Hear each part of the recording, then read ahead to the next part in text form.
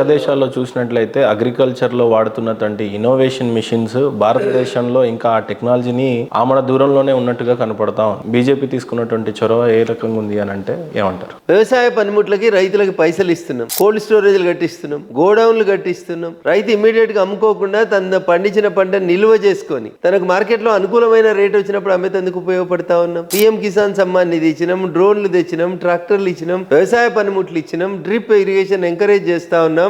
ఏ దేశంకైనా గట్టి పిల్లర్లుగా ఉండేది ఏదన్నా ఉందంటే ఈజీ ఆఫ్ డూయింగ్ బిజినెస్ ఒకటి, స్టార్ట్అప్ బిజినెస్ ఒకటి. ఆ ర్యాంక్ లో చూసినట్లయితే భారతదేశంలో ఈజీ ఆఫ్ డూయింగ్ ఏ రకంగా ఉంది బిజినెస్ విషయంలో, స్టార్ట్అప్ చేస్తున్నటువంటి యువతకి ఏ రకమైనటువంటి బడ్జెట్ ప్రవేశపెట్టి సపోర్ట్ చేస్తున్నారు, ఫ్యూచర్ లో ఏ రకంగా స్టార్ట్అప్ ఇండియా కానీ ఎంటర్ప్రెనర్స్ కి కానీ బీజేపీ ఏ రకంగా సపోర్ట్ చేయబోతుంది అని అంటే మీరు ఏం చెప్తారు? ఈ దేశంలో దళితులను ఉద్దేశించి దళితుల్ని పారిశ్రామికవేత్తల్ని చేసేందుకు డిక్కీ అని ఒక సంస్థ పనిచేస్తుంది. నరేంద్ర మోడీ గారు ప్రధానమంత్రి అయ్యే కంటే ముందు ఏ ప్రధానమంత్రి కూడా డిక్కీ ప్రోగ్రామ్ కి ఫుల్ డే అటెండ్ కాలేదు. వచ్చి రిబ్బన్ కట్టేసి ప్రోగ్రామ్ ఆన్ అయిందని వెళ్ళిపోయేటోళ్ళు. కానీ ఒక దేశ ప్రధాని సాక్షాత్తు ఫుల్ డే కూర్చొని దళిత పారిశ్రామికవేత్తల ఆలోచన విధానం ఎట్లుంది, ఏం చేయాలనే దాని లోపల కూడా ఆయన ఇంటరాక్ట్ అయినాడు. So this is how we will concern. మా కన్సర్న్ ఇట్లా పేద ప్రజల కోసం ఉంటుంది.